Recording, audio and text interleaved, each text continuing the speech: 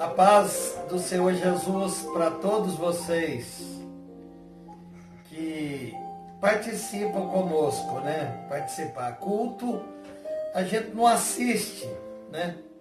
A gente participa, a gente está envolvido em adorar a Deus e ouvir a sua palavra. Eu estou hoje de volta para os livros históricos da Bíblia, né? Eu volto para o livro de Reis, primeiro Reis. Tem um fato aqui magnífico, a história da rainha de Sabá que resolveu visitar os reis Salomão, né? A rainha de Sabá era uma rainha africana, ela morava na Etiópia, hoje é o Iêmen, né? Ela era uma etíope. E ela ouviu da fama de Salomão. Esse acontecimento aconteceu 1000 anos antes de Jesus, né? Nós estamos a 3000 anos desse fato aqui, né? 3000 anos. Porque já fazem 2000 anos e 21 que o Senhor Jesus esteve aqui. Ele foi divisor de história. Mas esse texto aqui é magnífico, sabe por quê? Essa visita da rainha de Sabá transformou a vida dela, talvez a vida do seu povo, o seu continente, né? Mudou assim vários aspectos, isso é muito importante.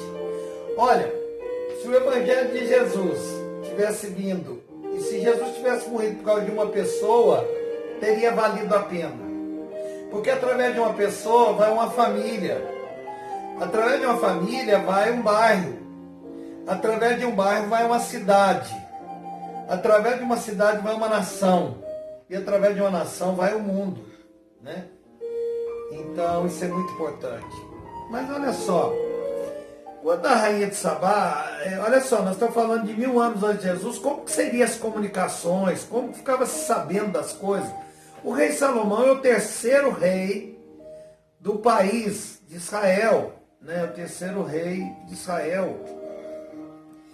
E ele ficou com a incumbência, ele é o filho caçula de Davi, né? Do rei Davi. O rei Davi teve outros filhos mais velhos, Absalão, mas o Absalão foi morto. Houve ali problema de incesto. Houve problema de morte entre a família, por causa de alguns pecados de Davi, né? Alguns pesos que ele carregou na vida, Deus o perdoou, né? Ele confessou os seus pecados. Mas Salomão foi o caçula, ele era filho de Batseba, né? Que o primeiro filho deles morreu, né? E ela ficou sabendo da fama, ele estava construindo o templo lá em Jerusalém, e estava construindo o palácio. E ela ouviu falar muita coisa dele. Ele foi o homem que pediu sabedoria a Deus. Ele foi considerado o homem mais sábio que já pisou essa terra. E a rainha pegou muitos presentes. Ela pegou toneladas de ouro, de prata. Pegou uma madeira chamada almugue. Almugue essa madeira, né? E não se vê falar mais nessa madeira, uma madeira super nobre, né? Então, ela vai visitar o rei. E nesse texto, diz que ela veio em nome do Senhor, ela devia saber algo do Deus de Israel, e a intenção dela é que ela veio prová-lo por enigmas. Chegou uma notícia, uma pessoa muito sábia, uma pessoa tem resposta para tudo, eu quero ir lá fazer algumas perguntas para ele. Quero fazer muitas perguntas. De fato, a vida, nós temos mais perguntas do que respostas. E outra coisa, a sabedoria, às vezes, das pessoas não estão em saber só em responder perguntas. A sabedoria, ela se manifesta também na maneira de fazer perguntas. É uma maneira sábia, né? Saber fazer perguntas. Diz que se nós soubermos fazer perguntas certas, até uma criança é capaz de respondê-las. E ela veio até Jerusalém, veio com exército, veio com muitos camelos, veio com especiarias, veio, né, e E ela veio com tudo que ela tinha no coração. E esse texto aqui faz um paralelo. Olha só para vocês verem. O rei Salomão era um rei. E Jesus também é rei. E todas as perguntas que fizeram para Jesus, todo mundo, e as dificuldades que foram enfrentadas, e às vezes que ele colocou o seu pescoço a prêmio, ele teve uma sabedoria incrível. Ele teve uma sabedoria incrível, né? O rei Salomão representa a figura de Jesus aqui. Por exemplo, Jesus falou para aqueles que estão cansados, oprimidos, ele disse: vinde a mim, aqueles que estão cansados e oprimidos, que eu vos aliviarei. Tomai sobre vós o meu jugo e o meu fardo que é leve, e aprendei de mim que sou manso e humilde de coração. Eu sei que nós temos que lutar para ter uma casa, todo mundo tem o sonho de ter uma casa própria, todo mundo tem vontade de ter bem. Jesus diz lá em João capítulo 14, versículo 1, diz assim: olha, não se turbe o vosso coração, credes em Deus, crede também em mim. Na casa de meu pai há muitas moradas, se não fosse assim, eu vou teria dito, vou preparar-vos lugar.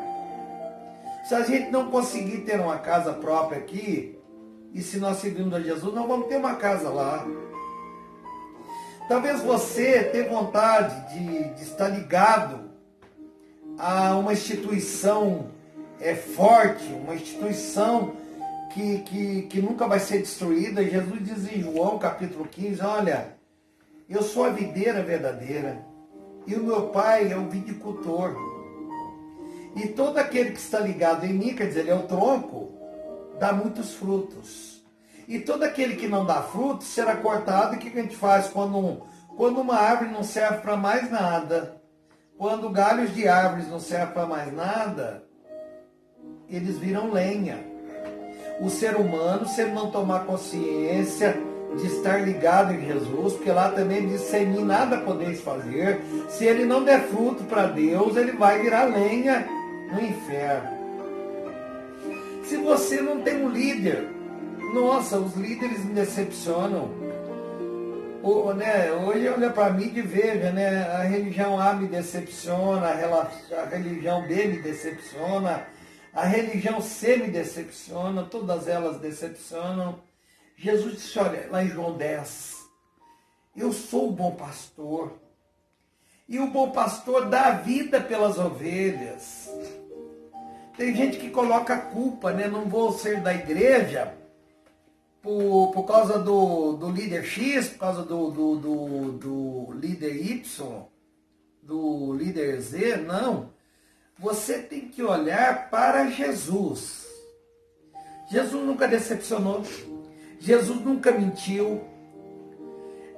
Jesus nunca saiu conversas que não fossem de resoluções, que não fosse palavra de ensinamento, nada disso. Você pode dizer, mas escuta, eu sei que o inimigo lá fora é muito forte, mas se eu seguir Jesus, quais são as garantias? Lá em 1 João 4,4 diz assim, que mais forte é aquele que está em nós do que aquele que está no mundo. Você diz, mas vem cá, meu irmão, o mal é muito forte, a pressão política é muito forte, os meus inimigos, né, são muito fortes. Lá em Isaías está escrito assim, toda ferramenta preparada contra ti, ela não prosperará. Olha, toda pergunta que levaram a Jesus, ele tinha resposta. O jovem rico perguntou sobre o que ele faria para ir para o céu. Jesus falou dos mandamentos e logo depois mostrou que o coração dele estava nas coisas materiais. Falou que ele tinha que vender tudo, vir seguir Jesus e ter um tesouro nos céus. E ele se afastou e não quis, porque o coração dele estava naquilo, estava nas riquezas. E Jesus falou, olha, é muito difícil, é difícil, não é impossível. E ele diz, é difícil o rico se salvar. É mais fácil um camelo passar pelo fundo de uma agulha do que um camelo entrar no reino dos céus. Agora vem cá. Nós temos 3 explicações sobre essa questão do camelo em relação à agulha. Jerusalém era uma cidade fortificada por muralha, por muros, né? Assim que uma cidade era protegida. E ela tinha várias portas de entradas. E tinha uma porta que se chamava agulha. E o camelo tinha muita dificuldade por entrar por aquela porta. Quando ele disse que era mais fácil passar um camelo, ele estava falando daquela porta. Eu já morei perto do mar. Já morei perto de pescadores do mar. E um dia eu vi uma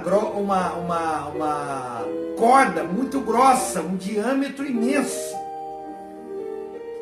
E eu perguntei, como se chama essa corda aqui em navegação?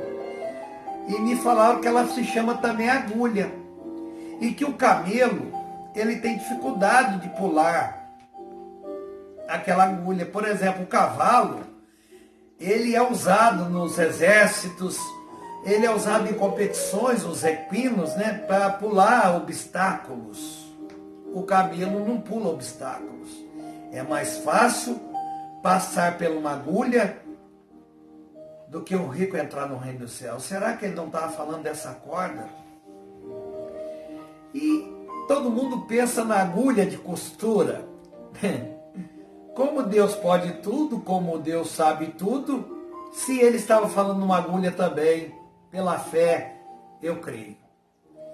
Olha, Jesus, quando a mulher foi pega em flagrante adultério, por isso que ele não olha para ela, que ela está seminua, ou talvez estava nua, mas a lei de Moisés mandava apedrejar os homens e as mulheres. Mulher não pecou sozinha, não. Mas acontece que o homem cresceu socialmente, e a mulher ainda continuou subjugada até a vinda de Jesus. E aí ela foi pega em flagrante adultério e chegaram perto de Jesus, ele estava escrevendo na areia, aquela multidão, aquela tumba, né? Estava escrevendo, e eles perguntaram, escuta, na lei de Moisés manda apedrejar. O senhor está aí ensinando essa doutrina aí e tal, o que o senhor manda fazer?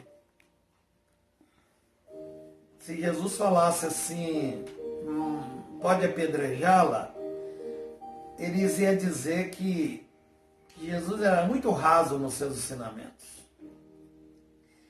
Se ele defendesse a mulher, ele ia ser morto com ela, ele ia ser apedrejado. Seu pescoço estava a prêmio. E outra coisa, ele estava escrevendo na areia, a gente não sabe o que ele estava escrevendo, ninguém sabe o que ele estava escrevendo. Mas sabe por que ele não falou de imediato? Quando você pega uma pessoa muito nervosa, ela não está ouvindo.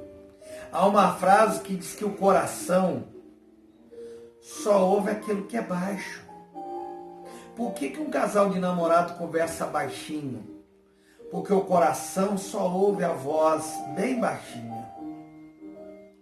Por que um casal, quando estão gritando, não estão mais se comunicando, não estão mais se ouvindo? Quando a gente grita, a gente só deve gritar em caso de incêndio. Dá fogo, fogo, fogo, aí a gente deve gritar, do contrário não devemos gritar.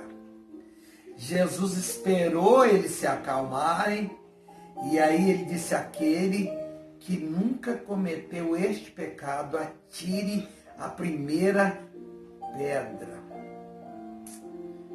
Interessante, por que o povo sabia da vida daquela mulher? Porque a maneira das pessoas viver às vezes é olhando a vida dos outros. Por que as pessoas gostam de revistas de fofoca? Para saber da vida das outras. Como é que esse povo sabia que essa mulher estava em adultério? Que estava lá olhando a vida dela. Outra coisa, a Bíblia diz que começou a sair dos mais velhos para os mais novos. Por quê? Quem viveu mais pecou mais do que quem viveu menos. Então, os mais velhos foram jogando aquelas pedras ali, foram indo embora. Jesus tinha dito lá em Mateus 5:3, que aquele que olhar, está escrito lá o 7º mandamento, não adulterarás. Mas Jesus diz que aquele homem que olha para uma mulher e a deseja, ele já cometeu um adultério sozinho, um adultério solo. Então lá na frente, agora em João 8, ele diz, aquele que não tiver pecado, atire a primeira pedra. Gente, Jesus tinha resposta para tudo. E as suas respostas eram magníficas, maravilhosas. A rainha de Sabá ficou encantada com o rei Salomão. Ela diz, olha, não falaram nem metade do que o Senhor é sábio. E ela foi atraída de ver a organização dos seus chefes, dos trabalhadores, de todas as classes de funcionários do palácio e do templo. E isso nós temos uma grande mensagem. O povo de Deus já foi uniforme. O que é um povo uniforme? Um povo uniforme é um povo, um indivíduo, por exemplo, nós temos uma revista da Escola Bíblica Dominical. Me lembro isso no Brasil, né? Então lá no Amazonas usava essa revista, lá no Rio Grande do Sul, em Porto Alegre, usava também essa revista, no Sudeste também usava-se a mesma revista. Por quê? Porque quando você muda de localidade, a pessoa está estudando o mesmo assunto. Isso é uma uniformidade. Eu me lembro quando fui a primeira vez para o Amazonas, eu fui até o pastor Eduardo, né? Que era muito conceituado, um professor há muitos anos de língua portuguesa, língua inglesa. E eu perguntei para ele se ia ter dificuldade. Ele disse que não vai ter dificuldade nenhuma, porque a televisão, ela unificou a questão de conceitos. Quando você chegar lá, não vai ter dificuldade. Já temos a vantagem do nosso país ser desse tamanho, mas falar o mesmo idioma. E por que nós estudamos regras gramaticais? Porque em qualquer lugar que nós chegarmos, nós vamos fazer nos entender com as regras gramaticais. Então o povo de Deus era uniforme. Se preocupava com a sua maneira de vestir, se preocupava com a sua educação, com o seu comportamento na presença de Deus, com o seu testemunho. Eu me lembro de uma história do meu pastor. Meu primeiro pastor foi o Matatias Soares Menezes, né? Se tornou meu primo por afinidade, primo da minha esposa, da minha sogra. Ele contou que chegou uma vez numa cidade grande e precisava encontrar, não sei se era alguém, se ele não levou o endereço. E ele falou pro genro dele, pastor Del, vou ficar aqui que já vai passar um crente aqui. E passou uma mulher bem trajada. E ele disse, não, vamos perguntar para ela. Depois ele começou a conversar, ele informou, perguntou se ela era membro de uma igreja, ela disse que era. Hoje não existe isso mais, né?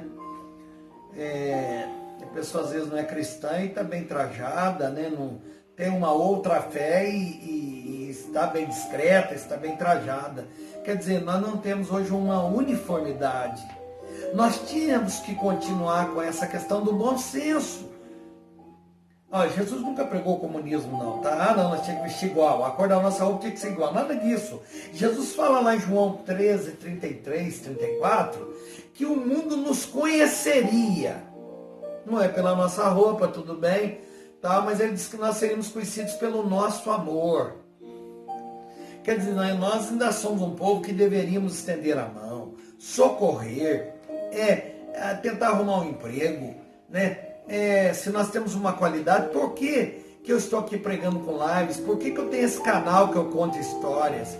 Porque eu quero te trazer uma palavra boa. Eu quero que você mantenha um nível bom. Eu quero que você reflita nas virtudes quando eu conto história. Quando eu faço meu culto aqui, eu quero que você reflita na palavra de Deus.